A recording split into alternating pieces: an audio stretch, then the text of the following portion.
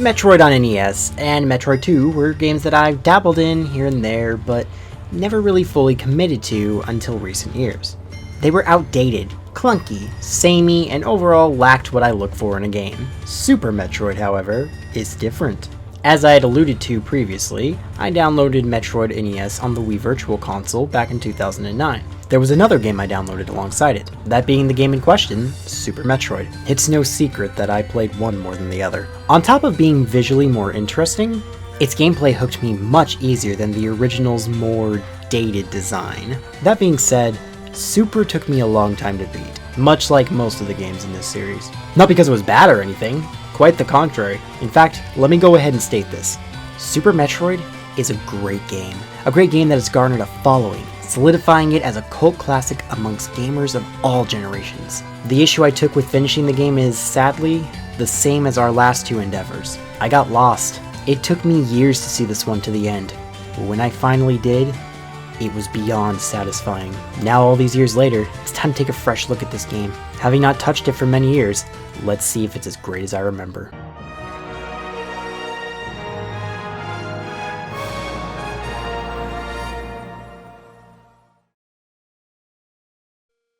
The last Metroid is in captivity. The galaxy is at peace.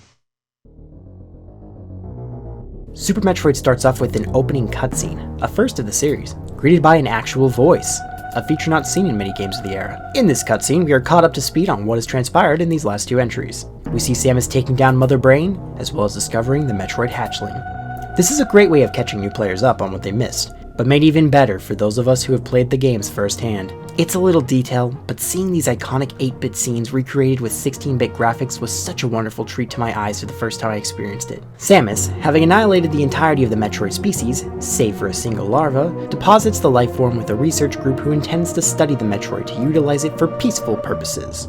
Of course they are. Not long after leaving the research station, Samus receives a distress call and books it right back, beginning our game. If that lengthy, unskippable cutscene didn't hook you, then believe me when I say the gameplay will. Samus touches down at the station and things are already different. You're left in an empty chamber, with nothing more than a faint ambient sound to back your movement. You head into the next room and find the very same rooms seen on the title screen. The difference here is that the chamber, previously housing the Metroid larva, is broken open as the dead bodies lay on the floor. Something clearly happened. While you're moving around, the first thing you'll notice is how much better it is to control Samus. She's faster, thanks in part to the addition of a run button. Her floaty jump returns, and most importantly, Samus can now aim diagonally. This may not mean much by today's standards, but coming off of the previous two games, where you could only aim in 3 to 4 directions, Samus being able to finally aim in 8 directions is a massive game changer. With diagonal aiming, you can create much more dynamic fights, which segues perfectly into the next room. Samus enters a room where she's completely alone with the baby Metroid. That is, until you get too close, when suddenly Ridley emerges from the background. This fight cannot be won. This is the first instance of Super Metroid using scripted segments to tell a story. Ridley makes off with the larva, but not before setting off of the station's self-destruct, a feature typically saved for the finale. I believe I know why though.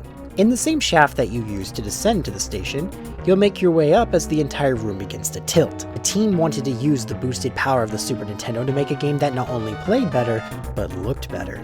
Pursuing Ridley, Samus finds herself back on planet Zebes, where the first game took place. What's old is new again. Zebes feels like a shell of its former self. The shaft you once used to escape the planet is now destroyed, coated in a thick fog, setting the atmosphere up right off the bat. There appears to be no sense of life on the planet. You make your way through Mother Brain's former holding chamber and take an elevator down to Brintstar. Same as before, you head left and collect the Morph Ball. Hello! Something is clearly watching for Samus. You make your way back up and... oh. So the space pirates are here. They've been expecting Samus. After clearing them out, you find the Morph Ball bombs from a Torizo Statue, but the door shuts behind you, revealing the first mini-boss. No longer can you even trust the Torizo Statues, as they might reanimate and attempt to bring you down. This is a Torizo Statue, an evil inverse of the Torizo Statues we become accustomed to. Thankfully, if this boss proves to be too much of a challenge for you, Super adds yet another future staple to the series: save rooms. Simply step into them and save your file at any point you come across them. They still don't recharge your health and missiles, but between enemies now having more frequent drops and the returning refill stations, you'll be just fine. However, the biggest new addition to the series is the map. It'll fill in as you go, but through map stations, you can fill out portions of each area's map. This seems like such a minute detail, but it goes a long way in helping the player navigate the world and immediately separates itself from the previous two games. Now that you have missiles, you can head into the next area. In order to reach the end of the game, just like the previous two, you'll have to defeat each boss to open the way to the end. In order to get your next upgrade, you'll be faced with a plant sub-boss, Spore Spawn, and it's okay, I guess. It's slow and boring, much like its music that never seems to reach a melody it's clearly building up to. The boss does, however, introduce a gradual spike in difficulty, something that Super's bosses are wonderful at. Rather than using the same patterns, it changes things up over time, psyching you out on what it'll do next. A genius touch is how you can tell when a boss is growing closer to its defeat. Its colorization slowly changes from bright colors to dark. The difficulty is implemented in a very clever way. Let's rewind to the beginning again. The purpose of the fight with Ridley is to make the player feel weak and overwhelmed. But once you get to Zebes, the game starts teaching you how to do things, and you, the player, will become much better at the game. It's all about making the player feel powerful. Every task is presented as being challenging, but not daunting. Take the Torizo Statue for example. It's taller than Samus, intimidating her with its sheer height. You're taught to aim diagonally to hurt its weak point. If it hits you, it's okay because thanks to the game teaching you to aim diagonally, you'll shoot its projectiles, which give you health and ammo. The space pirates in the beginning may outnumber Samus, but they go down in one hit and drop refills as well. Spore Spawn gives you refills while you wait for its weak point to be exposed by attacking the various little things it drops. Anyways, upon defeat, you're given the Super Missiles, condensing the power of 5 regular missiles into a single one. These are used to open green doors, or open red doors in a single shot rather than the 5 regular missiles. This is where the game truly opens up to the player. As you make your way back, you'll notice you've gone off the beaten path to get to where you were. This is a subtle way of the game telling you that you can carve your own path forward, and that's why Super Metroid has such a huge following. The beauty in its design comes from the freedom it allows you. This is the debut of Samus's most known speedrunning ability, the wall jump. Samus can not only wall jump off 2, but with the right timing, a single wall. This can be used to get items early and bypass requirements. This can either make the game much easier or harder for the player. If I can diverge a little here, I'm no speedrunner. Heck, the closest I've ever gone to speedrunning was seeing how fast I could beat Shantae in the Pirate's Curse. Super Metroid is a special case in the speedrunning community. This is one of the most ran games in the community, with dozens of sequence breaks, tricks and the like. It's one of my favorite games to see beaten this way, and while I would never have the skill myself to attempt such a feat, I have a great deal of respect for the speedrunning community who have dedicated thousands of hours to this game. But back on track. Along your way, you'll pick up the high jump boot, once again allowing Samus to reach previously inaccessible ledges. You'll also pick up the Spazer, making its return from Metroid II. After making your way deeper, you'll come across Kraid? No, these aren't the real Kraid, though you'd be forgiven for thinking so given his scale mimics that of the original NES game. This is one of the game's genius ways of setting a player up for what's to come. You make your way into the next room and find the real Kraid, now much larger than before. If you thought the team was pushing the technical limits of the Super Nintendo before, just wait until Kraid stands up. Yeah, Kraid now towers over Samus, half his body taking up the entire screen. You'll have to utilize your high jump and super missiles to feed the large lad with a healthy dose of firepower. Literally. He'll eventually go down without too much of a fight. Farewell, Kraid. See you in Dread. Norfair is next, and this is where things start to get heated up. And I mean that both figuratively and literally. Given the rough temperatures of the area, Samus isn't safe here. You'll need a better defense system to protect her as she navigates through these heated hallways. You'll pick up the returning Varia suit, now giving you heat resistance. Norfair is also a location that houses my favorite ability in the series, the Speed Booster. With this, Samus can blitz across flat ground at a breakneck pace. With the Speed Booster comes a new technical ability, the Shine Spark. Holding down while running will allow Samus to charge up the speed and jump in any direction she pleases, breaking through terrain and sending her across great distances at the cost of health.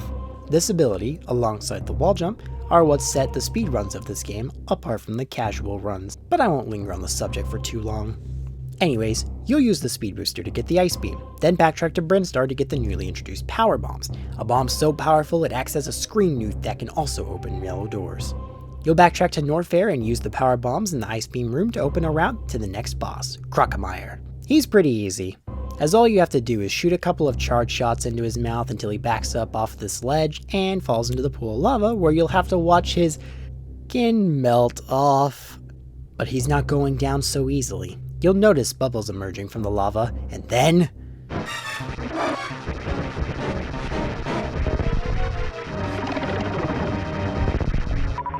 he goes down without another fight.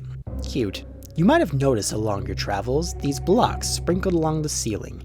Your curiosity will finally be rewarded as the item you obtain for beating Crocomire is the Grapple Beam. It's a little finicky, but it works. I've seen players get through this game without even having to use it. For the casual players, such as myself, it's mandatory.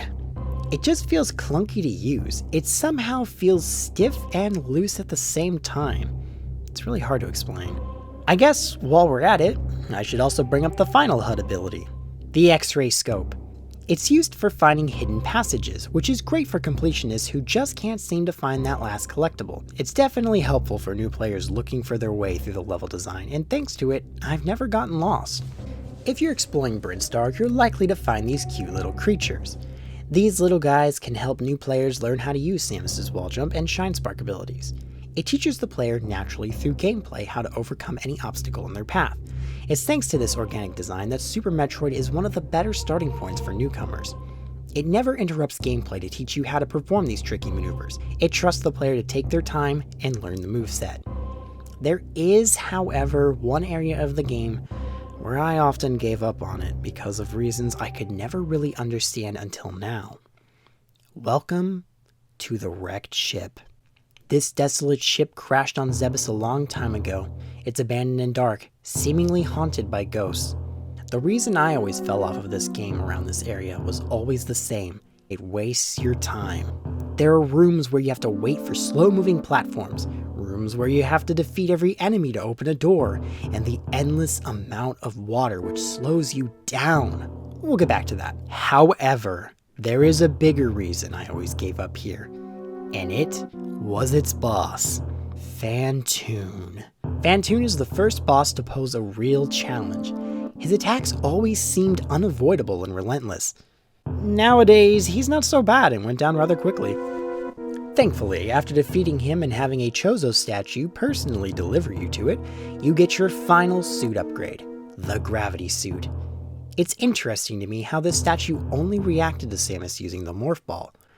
Samus was raised by the Torizo, as we'd come to find out later down the line.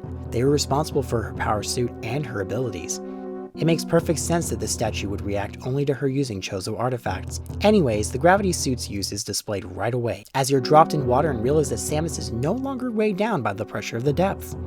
She can freely move about as if she were on land, and I'm especially fond of the deep purple colors. It's a good thing you got it too, as we're about to enter Super's water level, Meridia. It's a wonderful depiction of the actual deep sea. Starting off rather tame, but after you shatter a glass dome and traverse deeper, things start to get weird. The creatures begin to look more abnormal. Bubbles emerge from Samus's helmet to represent the pressure of the water. The hollowed out trenches you'll discover along the way, combined with the atmosphere of the lonely, desolate music, made this a standout area. If I can take a detour just to discuss the music, this is the best the series has had so far.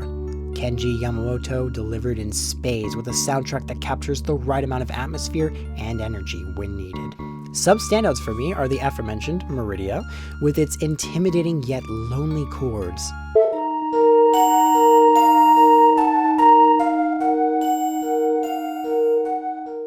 To Brinstar Green Soil for its wonderful percussion.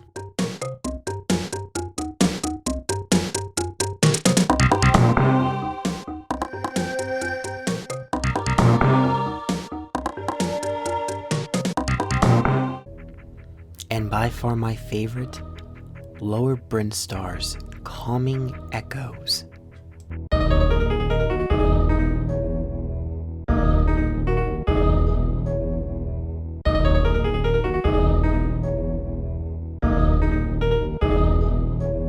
Each of these pieces helps distinguish each location, telling a subtle story about the levels the players are traversing, without being in your face, or rather, in your ears.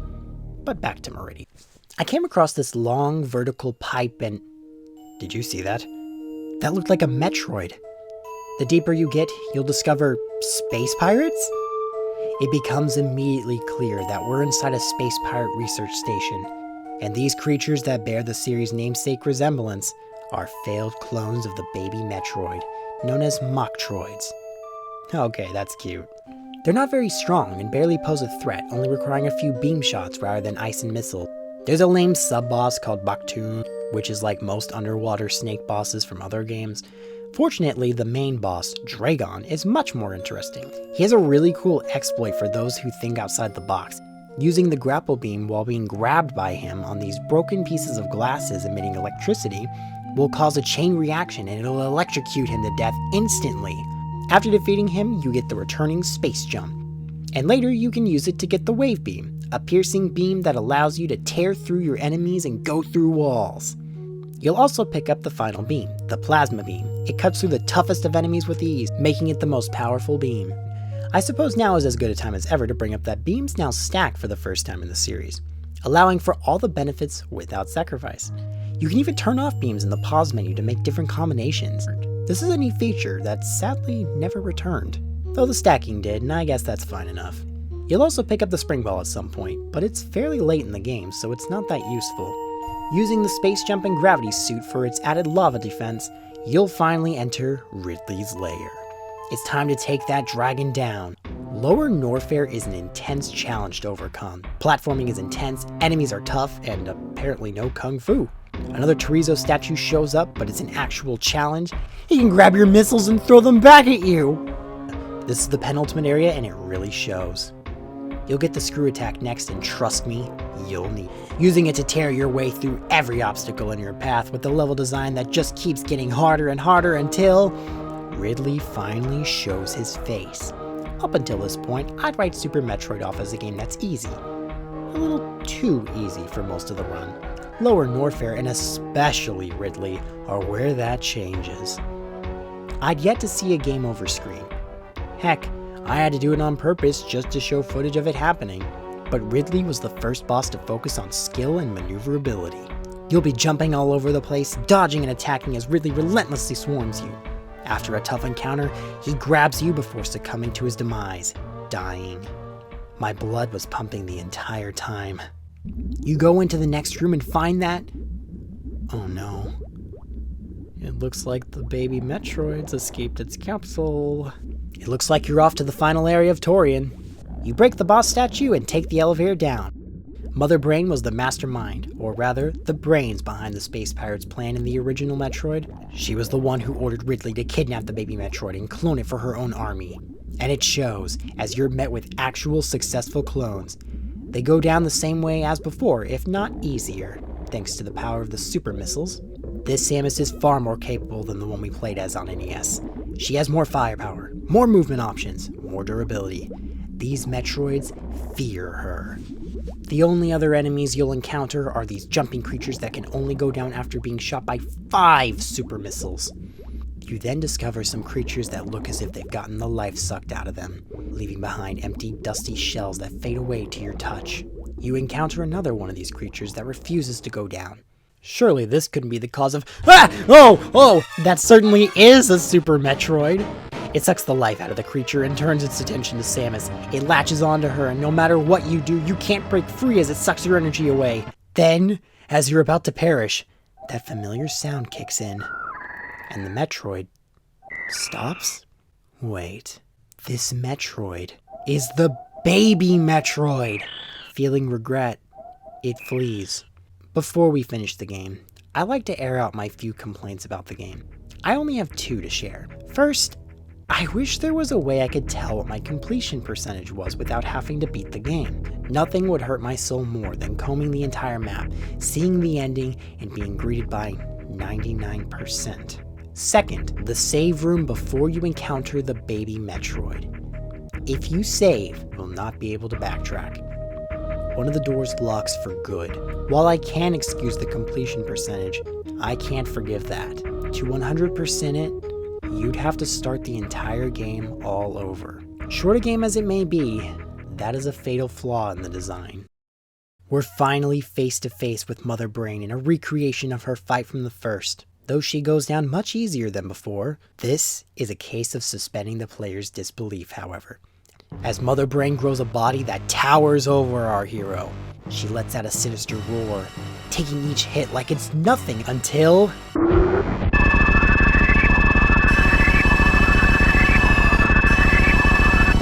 Samus can't fight back. She's cornered in an endless loop, inches from death until... The baby Metroid sucks the life out of Mother Brain and gives it to Samus. Though you might notice that the boss music is still playing, Mother Brain quickly recovers and immediately begins attacking the baby Metroid. All the while, you'll notice that, much like the previous bosses, the color is being drained from it. You already know where this is going. In a last-ditch effort, the Metroid attempts to overcome Mother Brain before...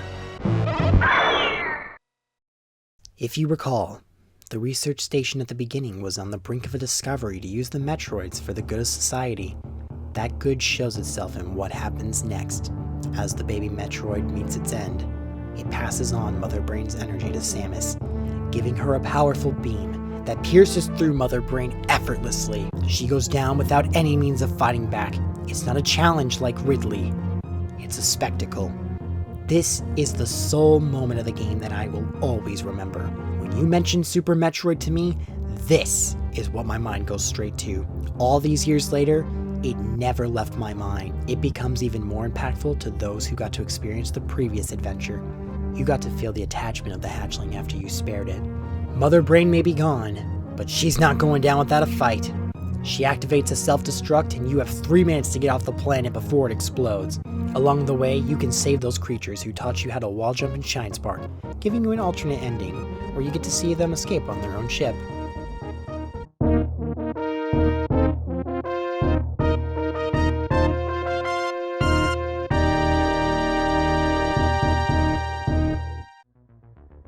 It amazes me to this day just how good Super Metroid is. It does all of these little things that it didn't have to do. Areas connect to make backtracking easier through routes that many players may not have even discovered. Stacking beams can create interesting results. You can heal yourself by sacrificing missiles with this obscure ability called the Crystal Flash. The introduction of the Charge Beam, which gives Samus a much more powerful blast that doubles as an early makeshift screw attack. These things may not matter to all players, but they only further add to the already grand adventure. Nostalgia plays no part in this game. Super Metroid is, without a doubt in my mind, the perfect video game sequel. It took 8 years to get here, and another 8 to get to the next entry, but if this game is any indication, the wait is surely worth it all. Next week, we'll be taking a look at one of the earliest games in the series I saw to the end, Metroid Fusion. For just $1, you can view that episode right now. But until then, I'll see you all next time. Take care.